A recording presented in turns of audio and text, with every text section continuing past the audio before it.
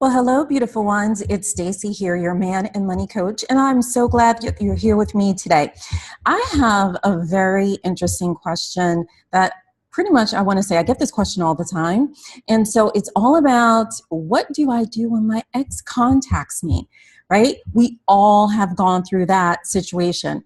We've broken up for, with some guy. We haven't seen him maybe a month, maybe a year or two. And then out of the blue, all of a sudden he just contacts us. And then all of a sudden we go, oh my God, what should I do? Right? And so if you have ever been in that situation and you've always been torn about, should you call him back? Should you not? Back and forth. Here's what I recommend that you do. Now, here's the funny thing or the interesting thing. This happened to me a couple of weeks ago, right? A couple of weeks ago, ex I haven't, that I was the one that broke up things, hadn't seen or talked to him in 2 years. All of a sudden I get a reach out. So before I tell you about what I did, here's what I recommend. First, one, it's not a one-size-fits-all type of answer. It really depends on what was the nature of your relationship, and even more importantly, what was the nature of your breakup, okay? So here's one thing. If you had a very drama-inducing relationship and there was a lot of volatility in the relationship and you parted on not so good terms, then all of a sudden your ex contacts you, I would say do not do anything. Don't do anything. Don't contact him back. Don't text. Don't call. Don't email. Don't send a carrier pigeon. I don't care what it is. Do not contact him back. Here's why. Many times when we have a breakup and our ex contacts us back, the first thing with most women will do is they will think of, oh, all the wonderful times that you had together, the cute little notes or cards, if people send out cards anymore, that is, that he would give you, the places that you went, or maybe the vacation that you took and all this other stuff. We only remember the good things, right? Our mind only wants to remember that. So then what we go is like, oh, maybe he's changed. It's been a while. And maybe now he realizes the catch that he lost in me, right? So then what ends up happening? You go back with the dude that you kicked to the curb who knows how long ago. And then let's fast forward. You would do a repeat performance. You kick him to the curb again because you then realize nothing changed. Nothing changed. And many times you feel the worse for it. And then you start beating yourself up like, why I should have known better, and then to go back with him, et cetera, et cetera, et cetera. Right?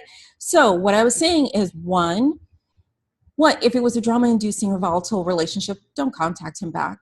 Have the willpower girlfriend. Don't do it. Don't do it. Okay. Now, here's the flip side. Let's say, you had a really good relationship, but it just petered out. You got bored or you grew apart, but there was no drama. There was no trauma. There was no volcanic eruptions. You just kind of petered out in your relationship.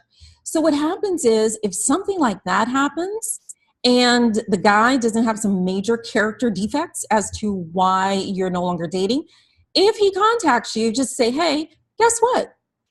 It's okay to contact him back, just to say, hey, not to get back together again or any of that. You contact only if you can keep self-control of just remaining friends, all right? If you feel that you have too much feelings still for your ex, right? And you think about you're wanting to get back, I would probably say, why did y'all break up in the first place? Because many times the reason why people break up in the first place is the reason why they're going to break up in the second place. All right. So you really have to think, why did you break up in the first place? And if you were meant to be together, you would be together. Right. So some people on a second time around, they do better, but more often than not, it does not work out. So I would say if you can maintain a friendship type of boundaries, sure. See how he's doing. Right. Maybe he's changed, had some radical changes in his life. Who knows? And it's something that he wants to share it with you. If anything, you still have a really good friend coming out of that relationship. So that is what I would recommend that you do. It just depends on which way your pendulum swung in your relationship. So now if you're wondering, okay, Stacey, what the heck did you do? Right? Well, this is what I did. First of all, my nickname for him is Two-Faced Harry. Yeah, because I found out a couple of things that he was not being honest about, and he thought that he can pull that over on me. No. Okay. So I just kind of cut that crap. And then that was like 2 years ago. And all of a sudden, out of the blue, get like a little nudge trying to contact me. And I was like, oh, that's interesting. Delete. All right. So that's exactly what I did in that particular situation. I decided, no, don't need the drama. Love myself too much to be bothering with his shenanigans all over again. So with that, that is what I would do. So to answer that question, oh my God, my ex contacted me. What do I do? You have a clear direction on either way. You can go with that.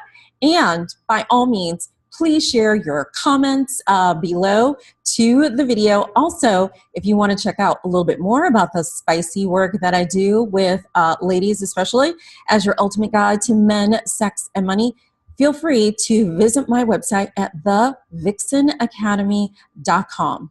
Again, that is thevixenacademy.com.